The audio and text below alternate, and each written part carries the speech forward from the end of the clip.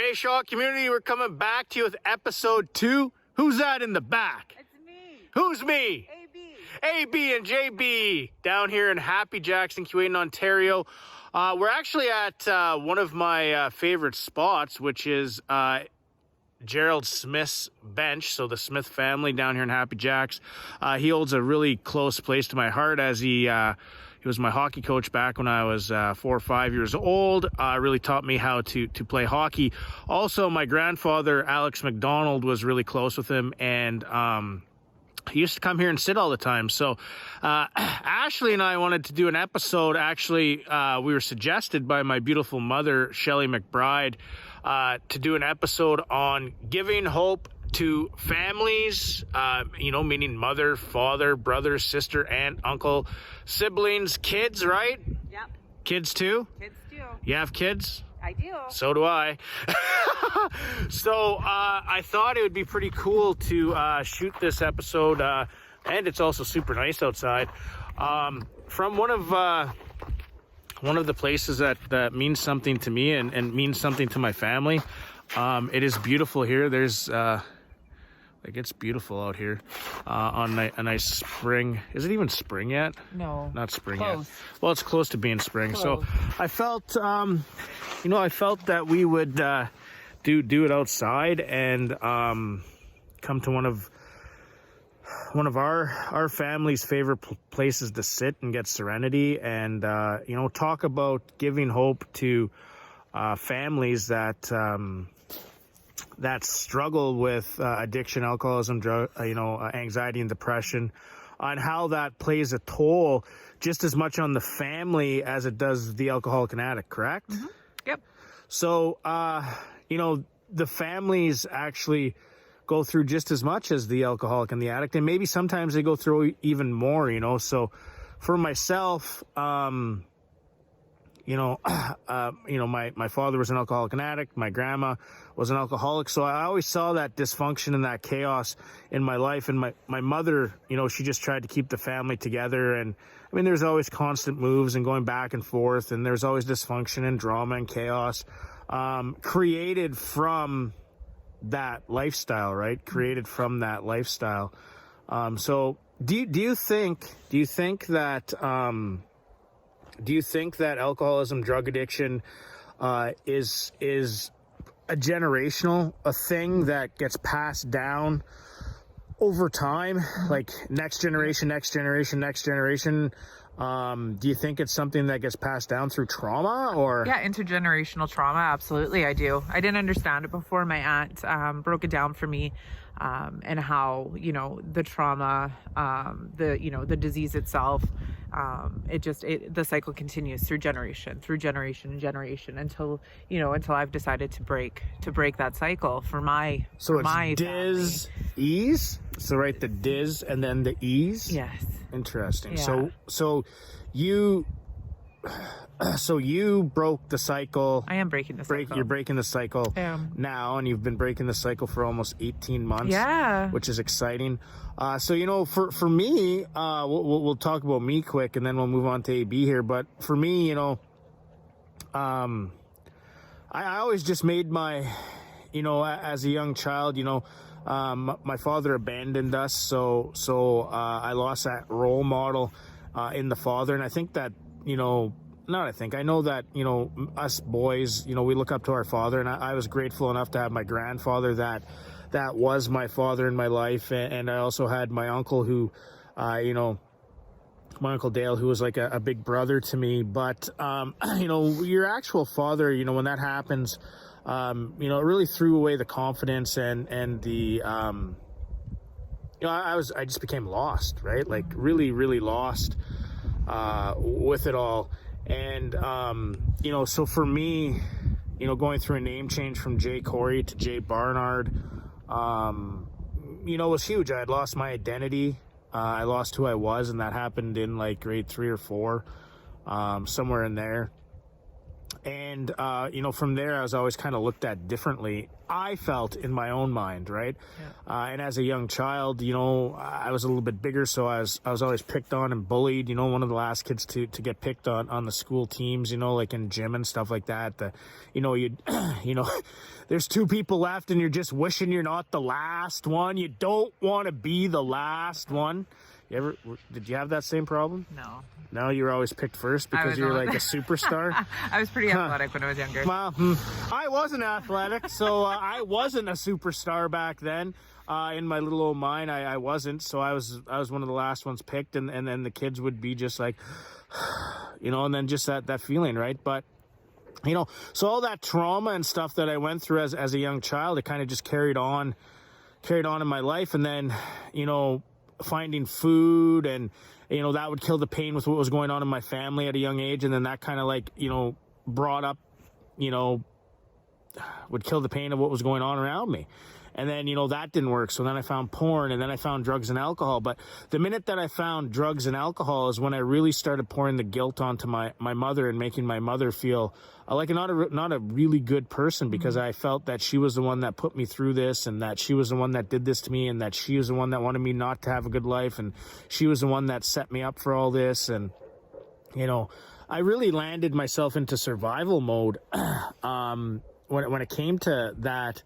And what I didn't realize is, my family loved me. They always loved me, and they always wanted the best for me. But as an alcoholic and addict, and as, my distorted thinking, did you have distorted thinking? Oh, yeah. So the distorted thinking always told me that they didn't love me, and that they didn't care about me, and they didn't want the best for me, and that they were out to get me. And the things that they were doing, to hurt me. And all these false beliefs that as a using addict and alcoholic and a person that struggles with anxiety and depression, that's what I was thinking. And that was the farthest thing from the truth. I mean, they were, they were going through what they were going through to get through what they had to get through. And I just happened to be a part of that journey. But the dysfunction and the chaos, the lies, the manipulation, the cheating, the everything that I used to pull on my mother just to get high, or drunk or steal, or, I'd make her feel so guilty that, I'd get her, she'd be paying, drug debts off for me. And at the end of the day,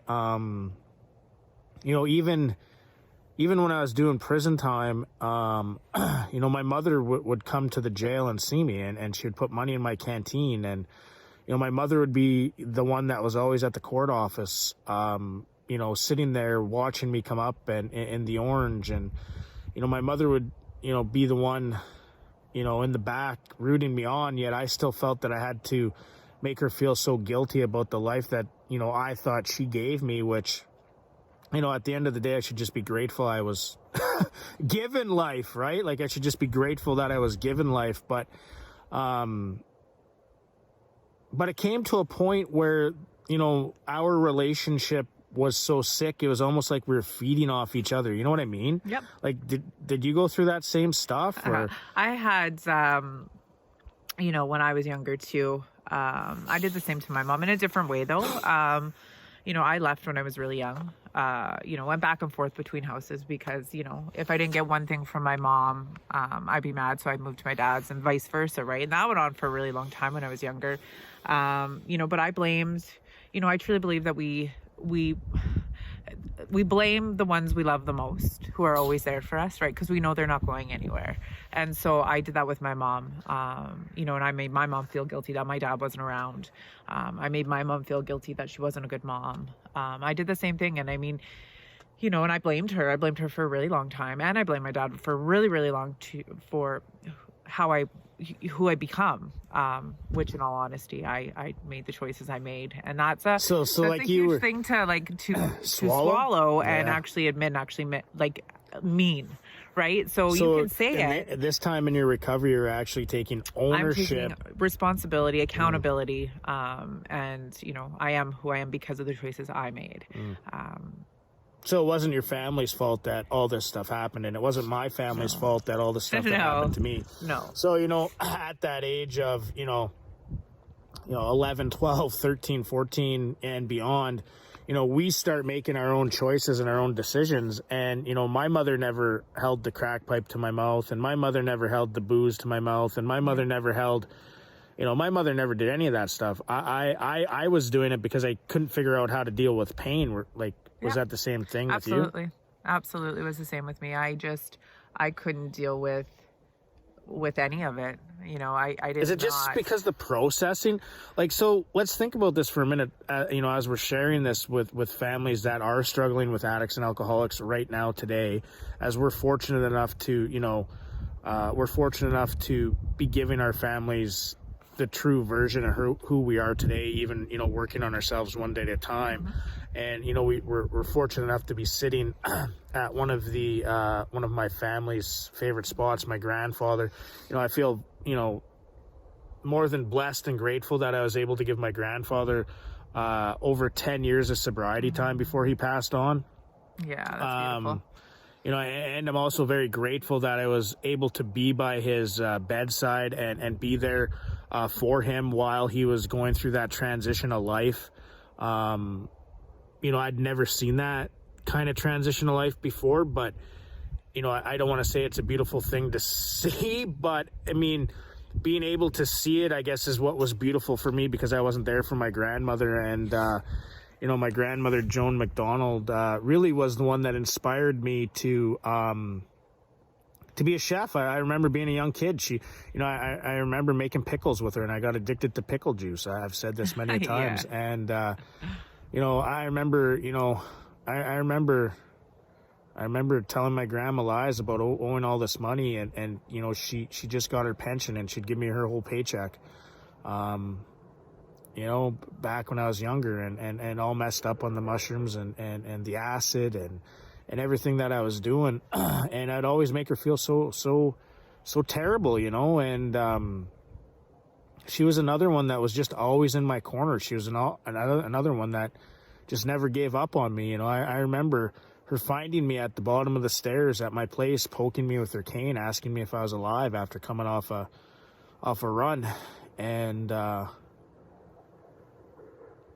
can't imagine the feeling of what that's like as a family member, wondering if your grandson's alive or dead at the stairs. I can't imagine what my mother and family were going through, grandfather, grandma, brother, uncle, and relatives were going through when I tried committing suicide back-to-back times in 2005, as I thought that was, I thought it was a burden to society. I thought I was a burden to life. So I felt that I thought I was a failure to my family, a failure to myself. So for me, the easiest way to eliminate that was to take my own life. And I was living in Barrie, Ontario at the time, and I tried ODing the first time, and then I was in the hospital. And I'll tell you, like, the biggest, I'll tell you, when you wake up from an overdose, and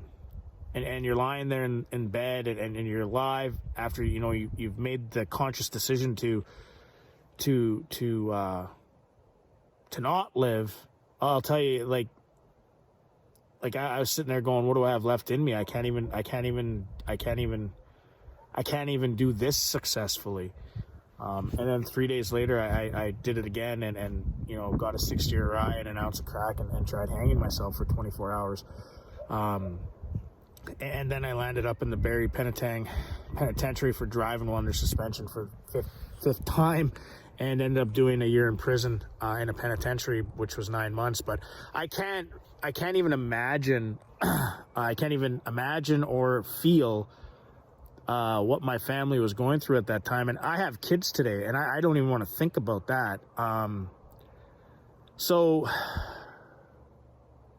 did your family deal with any of that kind of, like, were you ever suicidal, or were you ever? I don't want to say I was ever suicidal. I've had times where I didn't want to be me anymore, that's for sure. But I can honestly say I've never wanted to end my life. I've just not wanted to be my life, but not knowing how to change that.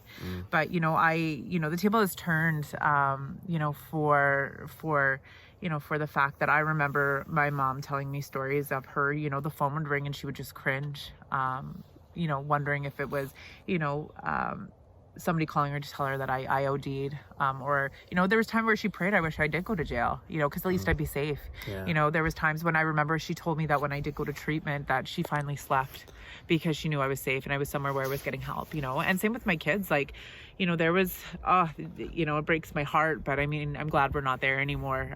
You know, my daughter, you know, not knowing if I was alive, wondering if I was in a ditch somewhere, and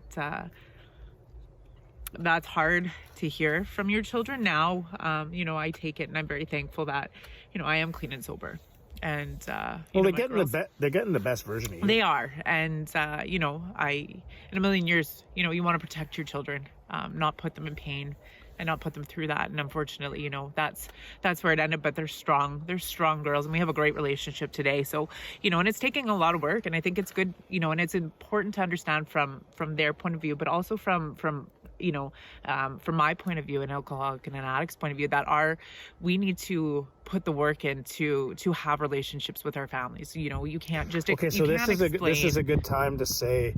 So just getting clean and sober, you're not going to get your relationships right back the next day? Is that no? I honestly thought when I did a 28-day treatment program and finished it, that my relationships would be mended, and my relationships from, you know, all the dysfunction, all the chaos, all the drama, all the hurt, lie, manipulations that I brought into my family would be forgiven and forgotten.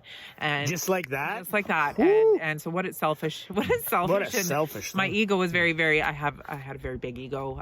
And that's how it was going to be, because I did that, and I did that. So here's a question for you too. So you're in young recovery. I am. I've got a couple days in, and I remember coming back to my family probably 4 months, 9 months, 1 year, you know, and you know, it's not like they were waiting for the shoe to drop, because they were very happy and very blessed that I had, you know, managed to somehow get one day at a time clean and sober. But I guess a piece of me was always thinking, you know, do they think I'm going to fail? Yeah. Am I going to fail? You know, why am I not getting invited to these events? And why am I not getting invited to this? And you know, why are they kind of walking on eggshells still? You know, I got 120 days. That's DAYS, not DAZE. And I'm trying really hard. And, you know, the part I didn't really understand is, you know, I brought on 18 years of complete dysfunction, chaos, drama, hurt, to my family that can't get fixed overnight. And here I thought in young recovery that, you know, I went and got clean and sober, and here I got this life today, and you know, why? But what I didn't understand is all the trauma and the abuse and the hurt and all of that stuff that I did to them was always still there. Yep. And I can't change them. I can only change myself. So if I can continuously and consistently change myself on a daily basis to be a better person today, that will help and heal and mend the relationship moving forward. Absolutely. And I think that can go both ways, right? So I mean, and I can speak this of my mom, because my mom, you know, has been, you know, pretty open with me. She also had to take a step back and realize that my life is not her life, and she can't fix me, and, you know, she has to take care of herself, and whatever that looks like to her is okay, good for her. This is a good time to talk about this one, actually. So do you think family members and brothers and sisters try to fix the alcoholic and an addict in the way that they want them fixed? So what I'm trying to say is, the people that care about you the most want you to have the best. They do. But they don't understand the addiction and the disease because they're not going through it. So do you think that you get defensive when somebody tries to tell you you need help when you don't think you need help? Yeah. I do. Absolutely. I do. I think for, you know, for what I've gone through is, you know, as my mom wanted to fix everything for me. She wanted to take my pain away. She wanted to, and not understanding, you know, she's not an alcoholic or an addict, so she doesn't understand, right? And she never will. And she's finally, you know, come to a point where she can accept that, you know, and I've accepted, you know, that I can't control my mom anymore, and I can't make her do what I want her to do, and I can't, you know, take advantage of that, and nor do I, you know, today. So you've gone through the process that took me 12 and a bit years to go through, which is letting go of control, getting out of my own way, and letting go. Yet you're going through this process in young recovery, which is now really making the relationships in your family flourish more and more every single day in such early recovery. Yeah. I think what I've also had to work on the fact that I don't need approval from my family. You know, my family loves me for who I am, and they might love me close or they might love me from afar, and that's okay. And I work on it. You know, there's times I struggle with it, but I understand it, which is a good thing, and I have a grasp on it. So I know that I'm doing this for me, and I'm not doing it for the approval of my family, for them to love me. Oh, so here's a question. So is it smart to set boundaries with your family in addiction and alcoholism? There's no such thing as boundaries. No. But once you get clean and sober, is it smart to set boundaries with family members, friends, relatives? Yep. In order to heal yourself, because it's about, you know, recovery is about healing yourself in order to get yourself back, so that then you can go be around and have all the awesome things that you can have in life. So is it a really good suggestion to put boundaries up? It is, for both sides. So for family side and for addict and alcoholic side getting into recovery, boundaries are huge. Yes. So how do you define boundaries in your life? I need to make sure that I'm doing what's best for me. And like I said, approval, I don't need approval from anybody anymore, which is a good thing. That's a boundary in itself for me to actually understand what I only have to do what's best for me. I don't have to do what's best for, you know, Joe over there, Cindy over there, or anybody. I just have to do what's best for me, and that comes first. So for myself, is that hard, or is it hard to do what's best for you, and it's easier to do what's best for other people? Well, then I don't have to work on myself, right? Oh, so are you still running? Yeah. Oh, running! Yeah, so it's boundaries are very, very important, and they're very healthy. You know, and there's been times where I've had to love, you know, family and friends from afar for myself. There's times I've had to cut off relationships so I could be the best version of me for me, so I can get that back to my kids and to my family.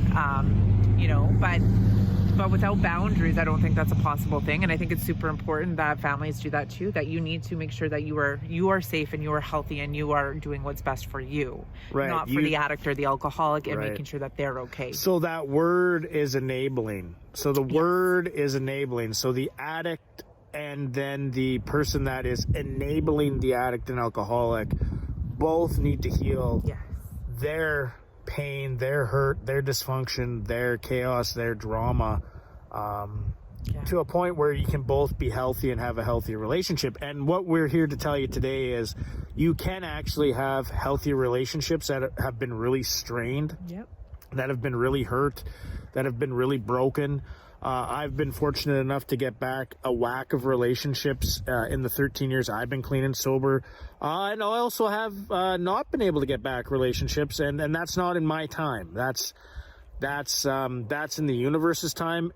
If I get those relationships back, or if I don't get those relationships back, it really depends on the universe and when they give that to us. So, you know, we're here to give you a little bit of hope about the fact that you can get relationships back in your family. You can get relationships back with relatives. You can get relationships back with, you know, your mother, your father, your sister, your aunt, your uncle. But it takes time, and it's not going to happen overnight. And not on your time. And not on your time. And if you know, and their stuff is their stuff. Your stuff is your stuff. You have to take care of yourself first. So, we're here to send out some hope and let you know that you can get relationships back. They all don't come back all at once, and maybe some of them won't come back. But the best part is there's hope to get them back. Yes. So we're out here. Let's stand up for a sec. Okay. We're out here. Where are we again? Happy Jacks. Look at this beautiful view. We're the recovery couple, and we will catch you next time. Bye-bye. Bye.